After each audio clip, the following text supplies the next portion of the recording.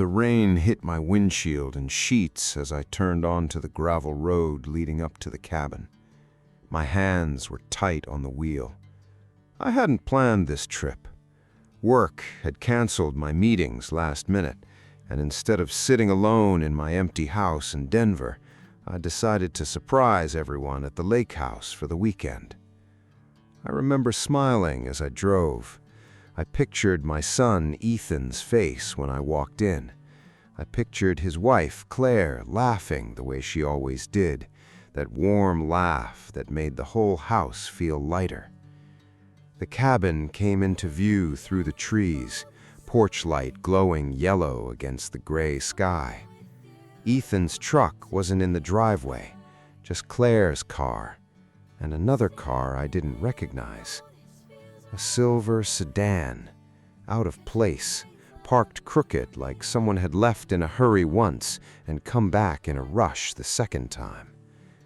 I told myself it was probably a friend, maybe her sister visiting, but something in my chest tightened anyway, some old instinct I didn't want to listen to.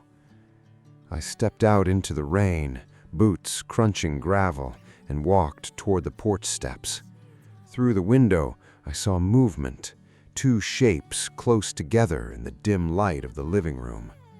My hand froze on the doorknob. Then I heard her laugh. Not the warm laugh I knew, a different one.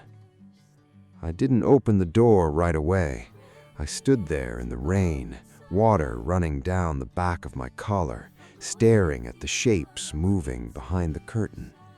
My heart was pounding so hard I could feel it in my throat. Part of me wanted to walk away. Part of me needed to know. I knocked instead of barging in. I don't know why. Maybe some part of me was still hoping I was wrong. The movement inside stopped. Footsteps. Then Claire opened the door, her hair messy, her cheeks flushed, wearing one of Ethan's old flannel shirts like she always did on weekends up here. "Dad," she said, her voice cracking on the word, "what are you doing here?" Behind her, in the low lamplight, I saw a man buttoning his shirt. Tall, dark hair, a stranger's face I had never seen in my life. Nobody spoke for a moment, just the sound of rain behind me and the fireplace crackling like nothing was wrong. "Where's Ethan?" I asked, my voice flat, steadier than I felt. Claire's eyes darted to the man, then back to me. "He's not here. He's in the city. Dad, this isn't what it looks like." I looked past her at the man's face, at the guilt written all over it, and something inside me went cold and quiet. "Then what is it?" I said. Claire stepped back from the door, arms wrapped around herself like she was suddenly cold. "Come inside, please. Let me explain." I didn't move for a second. Rain dripped off my jacket onto the porch boards. Then I stepped through the door because I needed answers more than I needed to protect myself from what they might be. The stranger stood by the fireplace now, hands in his pockets, refusing to look at me. Younger than Ethan, maybe 30. He had the kind of face that probably charmed people easily. I hated him on sight. "Who is he?" I said again, quieter this time, which somehow felt more dangerous than shouting. "His name is Marcus," Claire said. He works with me." "At the design firm?" "Yes." "And what, you two came all the way up to my son's cabin to work on a project?" Marcus finally spoke. "Sir, I can explain. I wasn't talking to you." Claire's eyes filled with tears, but I didn't feel sorry for her, not yet. I kept thinking about Ethan, probably sitting in some downtown office right now, trusting that his wife was up here alone, resting, missing him. "Does Ethan know you're here with someone?" I asked her directly. Her silence answered before her mouth ever did. I pulled out my phone. My hand was steady now. Whatever came next, I wasn't walking away without the truth. Claire's eyes went straight to my phone. "Dad, wait! Please don't call him! Not like this!" "Like what? Like the truth?" Marcus shifted by the fireplace, and I caught something in his expression I hadn't noticed before. Not guilt exactly, fear, like a man watching his whole story about to fall apart. "You don't understand the situation," Claire said. Her voice was shaking now. "Then make me understand it," I said. "Because right now all I understand is my son is 2 hours away, trusting you, and I walked in on something that doesn't need much explaining." She looked at Marcus. He gave the smallest shake of his head, like he was warning her not to say more. That single gesture told me more than any words could have. Whatever this was, it wasn't a first meeting. There was history between them, some understanding I hadn't been let in on. I thought about Ethan as a boy, how he used to run to me after nightmares, how he trusted people easily, maybe too easily. He'd trusted Claire completely since the day he brought her home 3 years ago. I dialed his number anyway. The phone rang once, twice. Claire grabbed my arm. "Please, if you call him now, you don't know what he'll do." That stopped me cold. Not fear for herself, a warning about him. "What do you mean, what he'll do?" Claire's grip tightened on my arm before she let go, like she'd caught herself doing something she shouldn't. She turned away, wiping her face with the sleeve of Ethan's flannel shirt. "Nothing," she said. "Forget I said that." "You don't get to say something like that and take it back," I said. "What do you mean, what he'll do?" She sat down slowly on the arm of the couch, staring at the fire instead of me. Marcus moved toward her, like he wanted to comfort her, and I stepped between them without even thinking about it. "I think you should go," I told him. He looked at Claire. She nodded, barely. He grabbed his jacket off the chair and walked past me without a word, out into the rain. A minute later, I heard his car start, tires crunching gravel, headlights sweeping across the window as he pulled away. Then it was just Claire and me. "Talk to me," I said, sitting across from her. My anger was still there, but something else had pushed its way in. Worry. Not for her marriage anymore, for her. She was quiet for a long moment. Then she looked up at me, eyes red, and said something I never expected. "Ethan doesn't know I found out what he's been hiding from me, and I'm scared of what happens when he does." The fire cracked behind her. My phone was still in my hand, Ethan's name still on the screen, the call never sent. I set the phone down on the coffee table, my thumb still hovering over the screen. "What is he hiding?" I asked. Claire pressed her lips together, like she was deciding how much to give me. Rain tapped steady against the windows. The fire had burned low, just embers now, casting orange light across her face. 3 weeks ago, I found a storage unit key in his jacket, one I didn't know about. When I asked him, he said it was nothing, just old furniture from his apartment before we got married. But he got strange about it, defensive, so I drove out there myself. And? It wasn't furniture. Her voice cracked. It was boxes of financial documents, loan papers, documents with a woman's name on them I've never heard of, bank statements going back 2 years. My stomach dropped. What woman? I don't know. I couldn't make sense of most of it, but there were photographs too, her and Ethan together, recent ones. I sat back, the room tilting slightly around me. My son, the boy I raised to be honest, to be better than the men who'd hurt people in our family before him. "Marcus works in forensic accounting," Claire said quietly. "I asked him to help me understand the documents. That's the only reason he was here. Nothing happened between us, I swear. I was scared, and I didn't know who else to trust." I stared at her, searching her face for the lie. I didn't find one. "Show me the documents," I said. Claire led me down the hallway to the small office at the back of the cabin, the one Ethan used when he brought work up on weekends.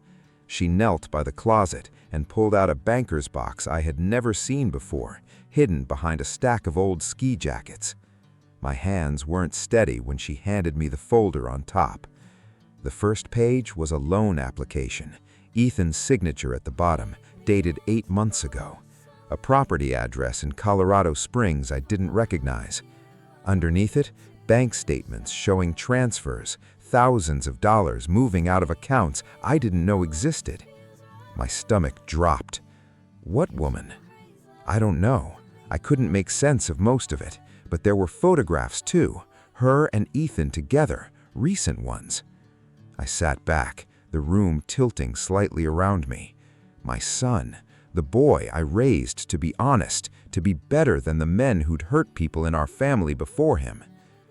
Marcus works in forensic accounting, Claire said quietly. I asked him to help me understand the documents. That's the only reason he was here. Nothing happened between us, I swear. I was scared, and I didn't know who else to trust. I stared at her. Then I found the photograph. Ethan, standing in front of a house, his arm around a woman with dark curly hair. He was smiling in a way I hadn't seen since before he got married. Not posed, comfortable, familiar. "Who is she?" I asked, my voice barely above a whisper. "Her name is Renee," Claire said. "It's written on the back of some of the photos. That's all I know." I turned the photograph over. Renee, handwritten in blue ink, along with a date. 6 months ago. My mind raced through explanations, searching for something innocent. A sister, a coworker, a business partner. But the way his arm rested around her waist told a different story. That was not the posture of two strangers. Claire sat down on the office floor, pulling her knees up to her chest. "I've been carrying this alone for 3 weeks. I didn't know how to tell you. I didn't know how to tell anyone." I looked at my son's handwriting on the loan documents, at his signature, at the life he'd apparently been building somewhere else. "We need to go to that address," I said. Claire didn't argue. She grabbed her coat off the office chair while I gathered the folder of documents into a bag. Neither of us said much on the way to the car. The rain had softened to a drizzle, but the sky was still heavy and gray, matching the weight sitting in my chest. The drive to Colorado Springs took almost 2 hours. Claire gave the GPS the address from the loan papers, and neither of us spoke much as the miles passed. I kept glancing at her, this woman I had loved like a daughter for 3 years, and thought about how much courage it must have taken to carry this secret alone, terrified of what it meant for her marriage. "Have you told anyone else?" I asked. "No, I was afraid," she said.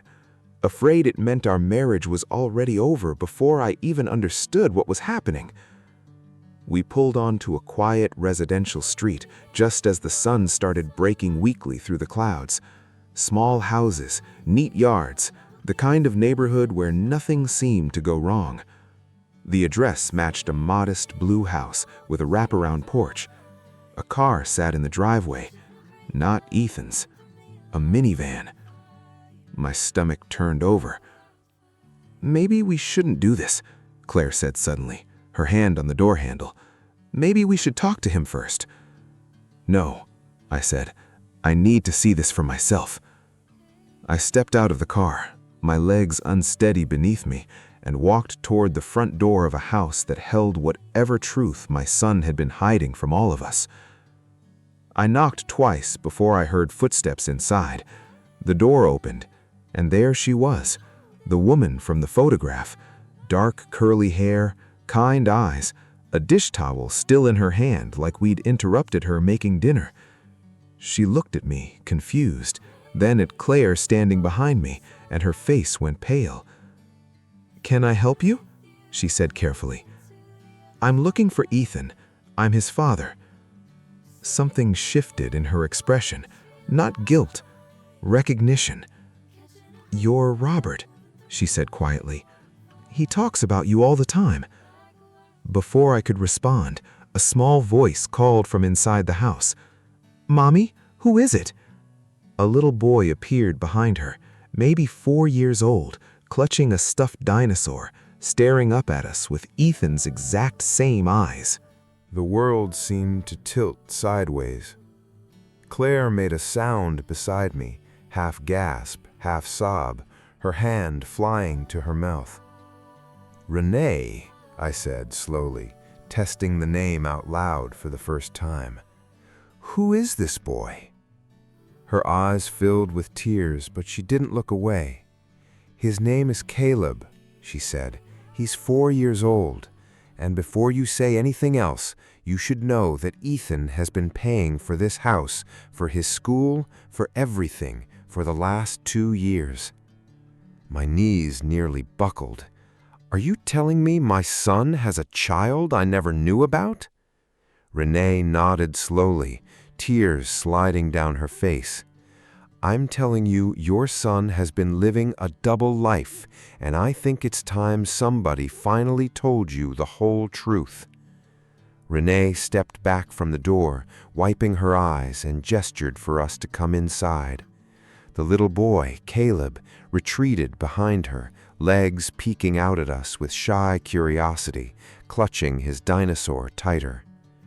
We sat in her small living room, family photos on the mantel I had never seen, Ethan and Caleb at a birthday party, Ethan pushing him on a swing, my son, a father, living a whole second life 2 hours from the one I thought I knew.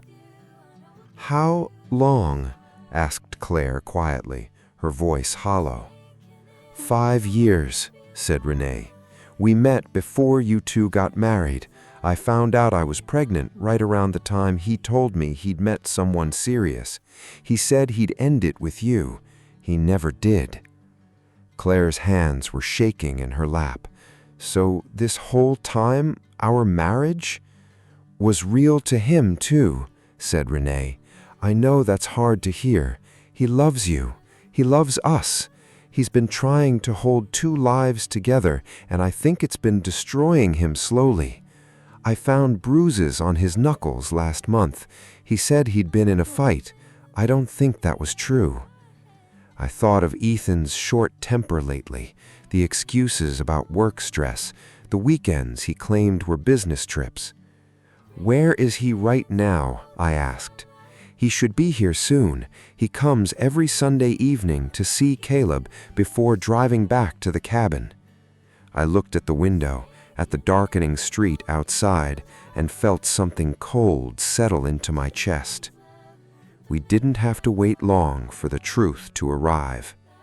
Headlights swept across the living room window. A truck door slammed outside. Caleb's face lit up. "Daddy!" The front door opened, and Ethan walked in mid-sentence, keys still in his hand. "Renee, sorry I'm late. Traffic was—" He stopped cold when he saw us. His face went through every stage at once: confusion, recognition, terror. "Dad," he said, voice barely a whisper. "Claire, what are you— How did you—" "We found the storage unit," said Claire, standing slowly. "I found it 3 weeks ago. I've known something was wrong. I just didn't know it was this." Ethan's eyes moved from Claire to Renee to Caleb to me, like he was trying to figure out which fire to put out first. "I can explain everything," he said. "Please just let me explain." "Then explain," I said, my voice steadier than I felt. "Explain to your wife why you have a son. Explain to me why I have a grandson I never knew existed. Explain why you've spent 2 years lying to everyone who loves you." Ethan sank onto the arm of the couch, his hands covering his face. When he finally looked up, there were tears in his eyes. "I was scared," he said. "I loved Claire. I still do. But I couldn't leave Renee and Caleb either. I kept thinking I'd figure it out, find the right time, and the right time never came. So I just kept living both lives and hoping nobody got hurt." "Somebody was always going to get hurt," said Claire quietly. "You just decided it wasn't going to be you." The room went silent except for Caleb, still holding his dinosaur, watching his father cry for reasons he was too young to understand. Nobody moved for a long moment. The only sound was the hum of the refrigerator and Caleb quietly asking Renee why everyone looked sad. Ethan reached for Claire's hand. She pulled hers away. "I'm not going to pretend I have an answer for you right now," said Claire. "You built an entire life I knew nothing about. You let me believe we were building a future together while you already had one somewhere else." "Please," said Ethan, "I never wanted to hurt you." "But you did," I said, "both of them. And that little boy over there is going to grow up asking questions someday, and you are going to have to answer for all of this to all of us." Ethan nodded, his shoulders shaking, the truth finally too heavy to keep carrying alone. We didn't solve everything that night. Claire drove home separately, needing space to think. Renee asked Ethan to leave until they could figure out what came next for Caleb's sake.